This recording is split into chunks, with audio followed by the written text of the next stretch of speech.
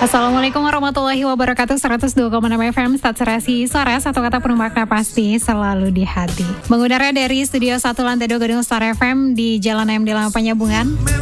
Pagi Madinah pagi, sahabat Star FM, selamat pagi untuk kamu semuanya. Tentunya di formasi pukul 10 lepas 10 waktu Indonesia bagian Barat. Seperti biasa ya, sahabat Star FM, ada Ismi di sini yang bakal nemenin kamu semuanya selama 2 jam ke depan.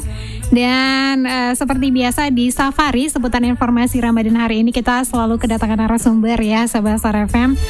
Dan di studio sudah berhadir bersama kita ada Bapak Muhammad Iqbal Dalimunte ya, sahabat Star FM, yang bakal nemenin kita di pagi hari ini. Sembari kita memperkaya ilmu pengetahuan kita seputar Islam ya, sahabat Star FM, khususnya di bulan Ramadan ini.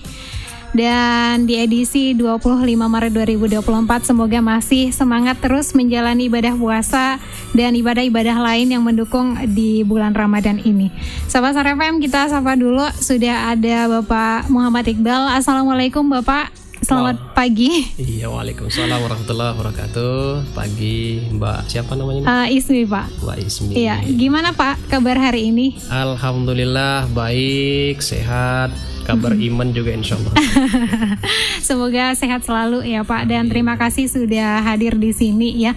Dan kali ini kita bakal membahas tema yang mengenai hal-hal yang meruntuhkan pahala puasa. Dan pastinya buat sahabat Star FM semuanya yang menyaksikan kita di live streaming ataupun yang dengerin kita melalui radio ya, sahabat Star FM, yang mau tanya-tanya seputar hal-hal yang meruntuhkan pahala, boleh tanyakan ke kita, boleh komentar aja langsung di Facebook ataupun chat kita di WhatsApp juga boleh ya, sahabat Star FM. Dan terkait dengan tema hari ini ya, hal-hal yang meruntuhkan pahala gitu, kita bakal sharing-sharing ya Pak, bagaimana hal-hal yang meruntuhkan pahala. Ke pahala dulu nih Pak. Sebenarnya yang mencakup pahala itu sebenarnya apa aja sih Pak? Baik, bismillah, alhamdulillah, salatu wassalamu ala rasulillah, rabbi zidina ilma wa rizqana fahma wa amalan salihah, ya Fatahu ya Alim, ya Razzaqu ya Karim, iftah lana babul ilmi minal Qur'anil Karim. Mbak Ismi dan para pendengar sahabat Star FM dimanapun berada, bahwa syariat yang diturunkan oleh Allah Subhanahu wa Ta'ala ini sejatinya adalah untuk mengatur kehidupan kita. Pun demikian, setiap syariat yang kita jalankan dengan baik dan benar, maka Allah memberikan satu balasan yang luar biasa, menjanjikan sesuatu yang luar biasa kepada kita yang namanya pahala. Walaupun sekali lagi sejatinya setiap syariat yang diturunkan Allah itu sebenarnya untuk kebaikan diri kita di dunia ini, mengatur kehidupan kita untuk kemaslahatan pribadi kita. Tapi sekali lagi untuk kepentingan kita tetap Allah berikan pahala. Maka karena tujuan hidup kita juga tidak hanya berhenti pada di dunia ini saja, tapi nanti akan berlanjut ke kehidupan yang selanjutnya. Karena dunia hanya sementara, hanya persinggahan, hanya safari sesuai tema kita hari ini.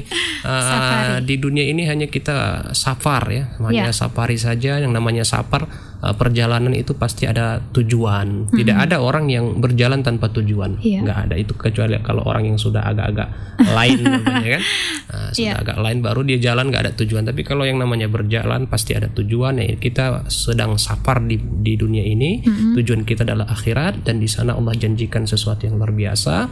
Yang sesuatu yang luar biasa itu bisa kita ambil dan kita siapkan di dunia ini yang namanya pahala gitu. Tapi itulah makanya tema kita ini menjadi sesuatu yang sangat penting untuk kita pahami. Jangan sampai kita berpatah morgana, kita merasa bahwa pahala yang kita kumpul, pahala yang kita sudah dapatkan, kita cari di dunia ini, perasaan kita catatan amalnya udah penuh satu buku gitu kan, satu kitab. Tapi ternyata begitu di tujuan akhir kita di akhirat, sudah sampai kita ke sana, ternyata dibuka catatan amal itu nggak ada, sudah kena hapus, kena apa namanya, stabilo, apa namanya itu yang penghapus anak-anak itu kan. Ternyata udah nggak ada. Tanpa sadar ya Pak. Tanpa sadar ternyata catatan amal kita udah nggak ada. Gimana coba rasanya kita yang mengharapkan sesuatu, yang benar-benar sudah berharap itu akan menjadi kebaikan, menjadi penolong kita, ternyata di saat-saat gentingnya itu, di saat dihisab, di mizan, di sirat, di mahsyar nanti itu ternyata dicek nggak ada lagi catatan amalnya. Gak ada catatan amalnya. Maka penting bagi kita untuk memahami bagaimana cara merawat pahala ibadah itu. Yang kalau tema kita bahasa apanya, yang meruntuhkan pahala, gitu kan, artinya kita mengetahui hal-hal yang meruntuhkan pahala itu tujuannya agar apa? Agar kita bisa merawat pahala ibadah kita itu. Begitu kira-kira Mbak Ismi. Berarti kayak pahala ini juga bisa hilang gitu aja ya Pak? Bisa hilang, bahkan itu tadi bisa jadi fata morgana kita. Perasaan tahajud kita udah banyak, sedekah kita udah banyak, tilawah kita udah banyak, rasa-rasanya udah cukup lah ini kalau untuk satu kapling di surga gitu kan. Nah, tapi ternyata begitu sampai di akhirat, di mizan, di timbangan itu dicek nggak ada lagi. Begitu dibuka kitabnya kosong, buku kosong, nggak ada catatan pahala di situ. Maka ini naudzubillah min dzalik, sesuatu hal yang sangat-sangat harus kita hindarkan, dan itu bisa kita hindarkan dari sekarang, kita jaga dari sekarang, kita rawat pahala itu. Kalau perlu pahala itu kita kembangkan gitu kan, biar benih-benih pahalanya bertambah terus, bukan kemudian pahala yang sudah kita dapatkan akhirnya hilang dari catatan kita, gitu Mbak Ismil. Ya, mungkin kita juga pengen tahu nih Pak, apa saja hal-hal yang mungkin meruntuhkan pahala kita, karena kita kadang nggak sadar, kita juga merasa udah banyak nih amalan-amalan yang kita lakukan gitu, dan kita nggak tahu ternyata itu hilang gitu. Apa saja sih Pak yang bisa meruntuhkan amalan-amalan kita ataupun pahala ibadah kita Pak? Baik Mbak Ismi, saya ingin memulai dari satu analogi dulu, bahwa mencari pahala itu bukan mudah. Mengumpulkan pahala itu bukan gampang. Ibaratnya seperti ini, kita bertani, kita berladang, menanam satu benih gitu kan.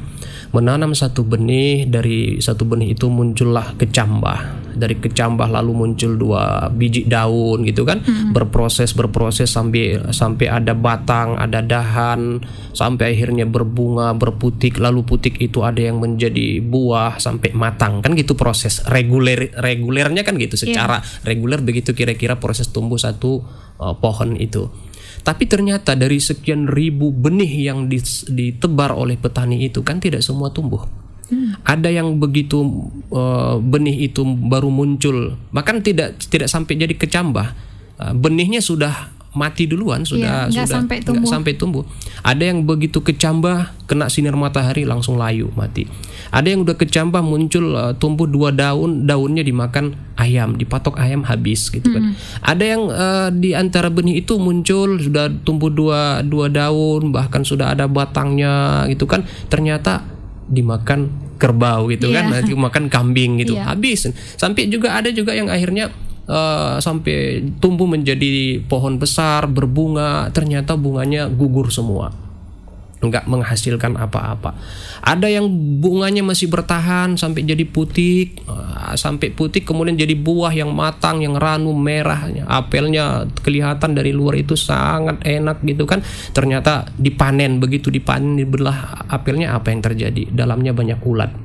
Tetap juga akhirnya nggak bisa dimanfaatkan. Nah, gitulah gambaran ibadah kita ini, Mbak Ismil, bahwa merawat pahala ibadah kita ini kadang-kadang seperti itu. Kita baru memulai satu ibadah, ternyata amalnya udah nggak ada gitu kan. Ada yang sebenarnya sampai 1 bulan kita puasa pahalanya masih ada, tapi di akhir puasa itu tiba-tiba bus, dalam hitungan detik habis pahalanya gitu kan sia-sia. Nah, jadi merawat tanaman itu bukan mudah. Kita harus siangi gulmanya, tumbuhan-tumbuhan pengganggunya, kita semprot agar tidak diganggu hama gitu kan, kita rawat dengan sepenuh hati. Tapi tetap aja ada gulma, ada hama yang mengganggunya kan. Tapi di antara itu kan ada yang berhasil panen, ranum apelnya enak, manis, merah warnanya gitu kan. Nah, begitulah ibadah kita ini bukan mudah. Kita bersedekah itu bukan mudah. Ada ego yang harus dilawan, ada kepentingan, keperluan keluarga yang harus dikesampingkan. Mengeluarkan 5.000, 10.000 rupiah itu bukan mudah bagi kita yang, terlebih bagi kita yang ekonominya menengah ke bawah. Bahkan saya katakan menengah ke atas pun bersedekah itu sulit. Karena teorinya ternyata orang makin kaya makin pelit gitu. Iya. Makin pelit ya, makin Pak. pelit. Coba aja cek orang kaya, kalau dia sedekah 1 juta kelihatan kan sudah hebat gitu kan. Iya. Tapi coba persentasekan 1 juta dari total harta dia itu berapa? Harta dia miliaran, tapi dia cuma bisa mengeluarkan 1 juta, 1% nggak sampai gitu kan. Iya. Tapi ada orang yang biasa-biasa saja, di kantongnya hanya ada uang 20.000 gitu kan. Tapi begitu dia jalan ke pajak sore itu nengok nyari bukaan, ditengoknya ada anak yatim yang terbengong melihat bukaan itu, dia nggak sanggup beli, lalu dibeli ikannya 2, 1 untuk dia, 1 untuk dia, uangnya cuma 20.000.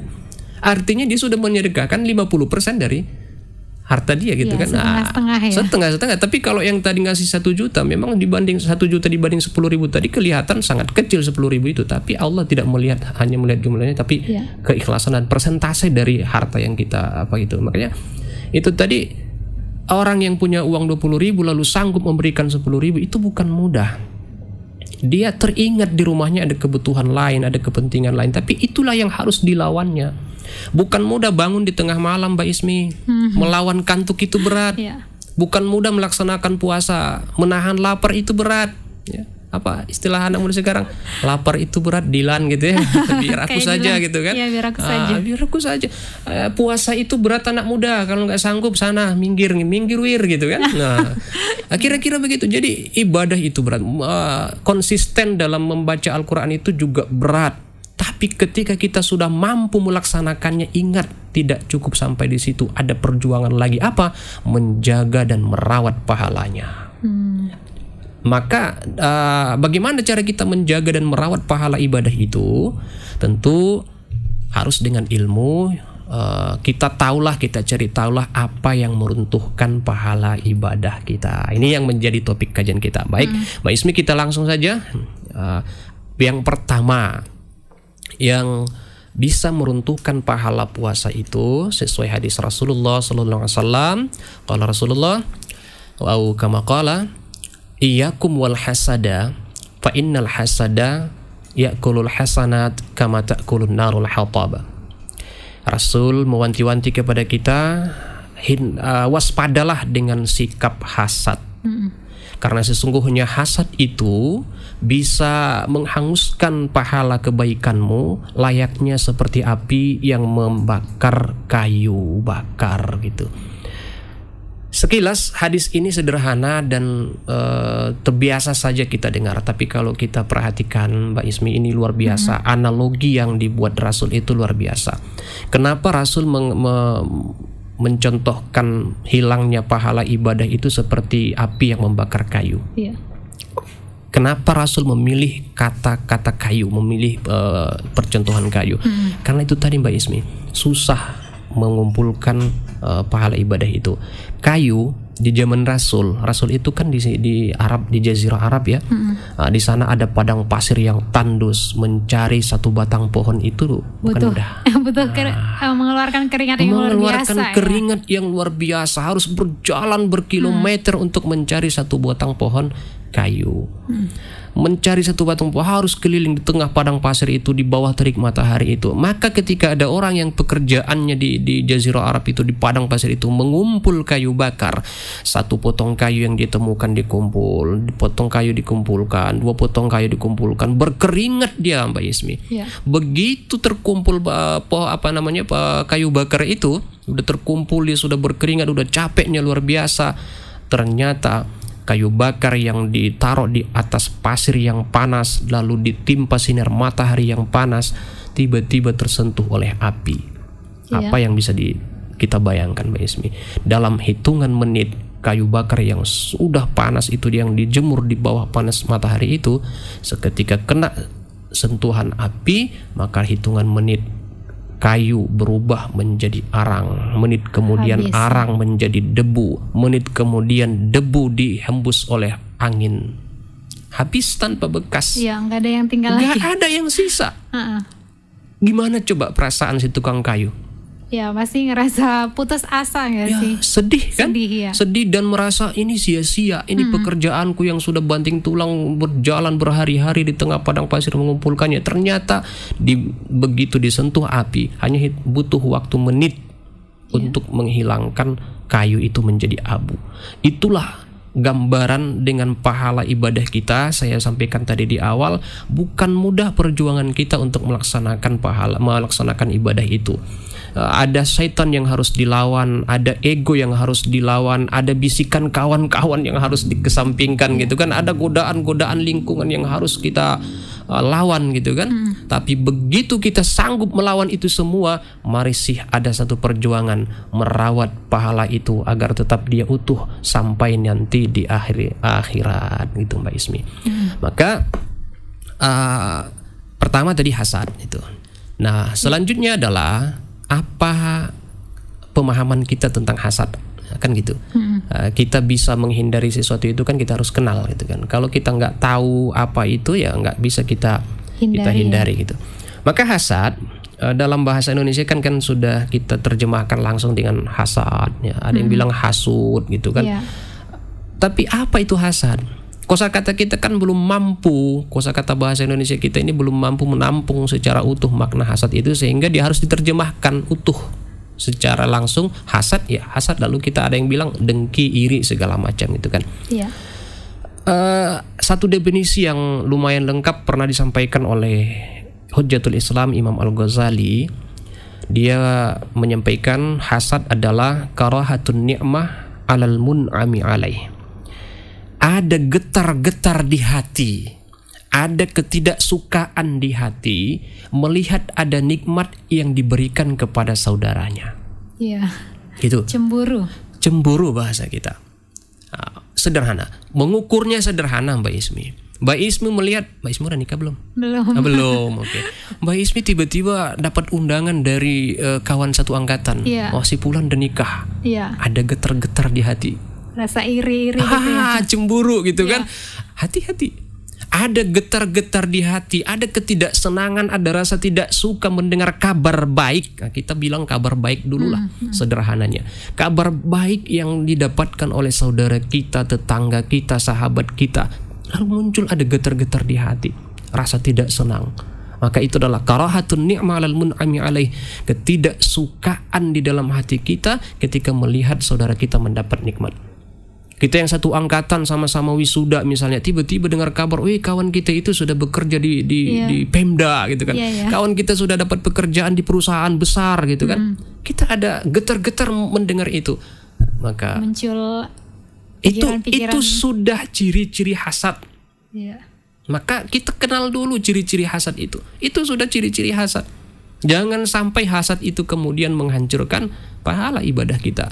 Tidak hanya puasa, semua pahala ibadah kita.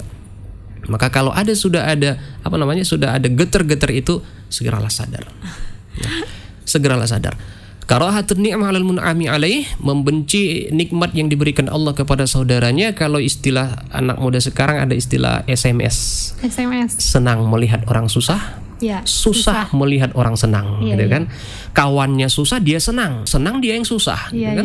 Kalau orang bertetangga itu, mak-mak itu kan melihat tetangganya beli kulkas, dia yang kedinginan kan gitu.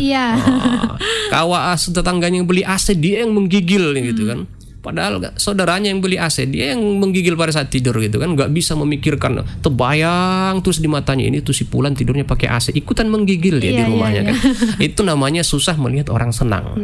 Orang beli kendaraan, beli mobil baru, dia ngegas gitu kan. Biasanya mobil yang digas ini, dia yang ikut ngegas di rumahnya, marah-marah melihat tetangganya beli kendaraan baru, beli sepeda motor baru gitu. Itu SMS, karahatun ni'mah 'alal mun'ami alaih. Itu adalah ciri dari sebuah perilaku hasad. Itu baru separuh hasad kata Imam Al-Ghazali, belum utuh.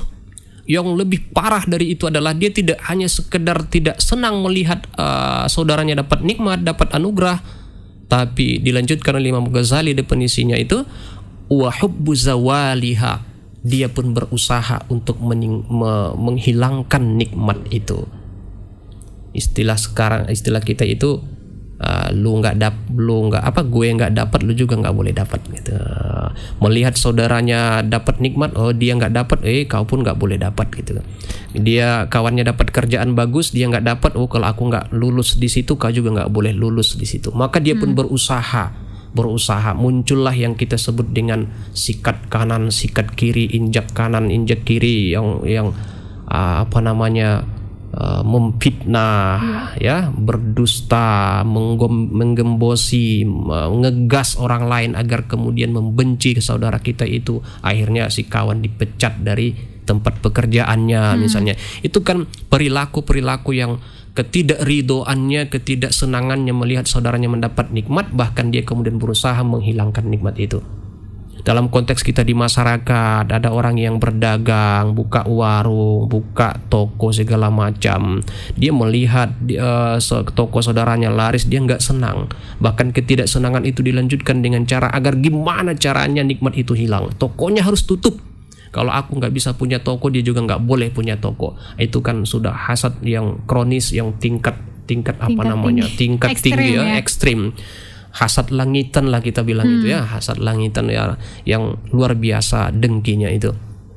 Dia pun menebar fitnah, akhirnya toko tutup. Ternyata fitnah nggak mempan, tokonya tetap jalan, tokonya tetap laris. Nggak bisa usaha zohir, dia pun melakukan usaha yang tidak baik, datangi dukun, datangi apa segala macam.